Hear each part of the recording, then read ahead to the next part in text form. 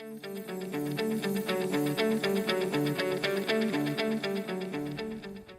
little tip that's going to help us to make the choice is the whole idea of the top three.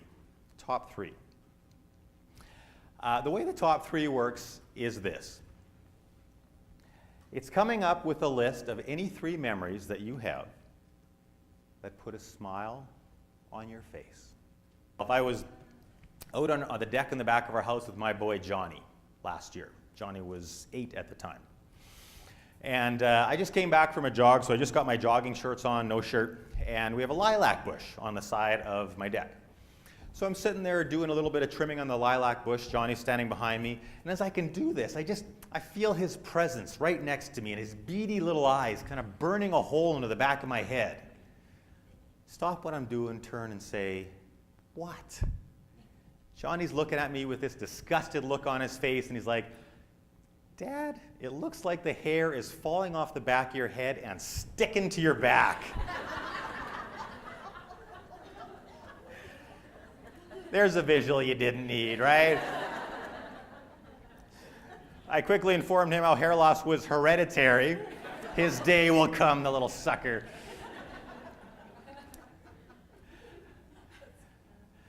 You know, Wendy, we talked before the session started about how kids can be a gold mine of top threes, right? You were telling me about your 5-year-old girl.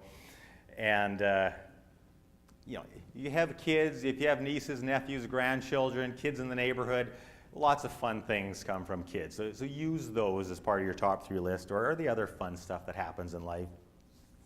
But you know, a top three and using top three memories doesn't always have to be, you know, something funny or something that made you laugh. Sometimes your top three is a moment. You know those moments? Maybe it's a line in a movie that just connected with you in that moment, just the way it was said. Or maybe it's a friend who you have a coffee with and they say something that just absolutely reminds you on what's important in life. About 6 months ago, I'm at home, and my wife and I have a good friend named Cheryl. Now, Cheryl comes over about once a month, and she does some bookkeeping for our small business. She's usually a pretty happy-go-lucky woman, smile on her face. She comes in our house on this day and doesn't look like herself. Like, "Cheryl, hey, what's up? You're not looking like yourself today." Cheryl says, "Oh, you know, I'm having a bit of a rough day.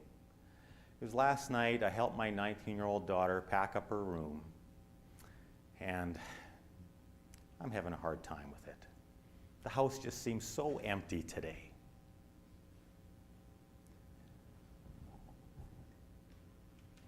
You know, I don't know what it was about the way Cheryl said those words or that moment, but it hit me like a ton of bricks.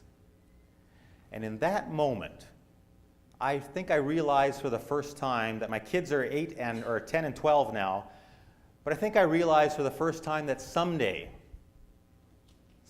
that's going to be me.